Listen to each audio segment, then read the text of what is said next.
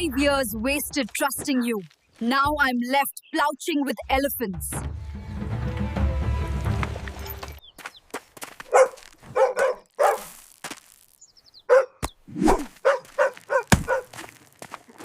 తాగొచ్చావా మళ్ళీ?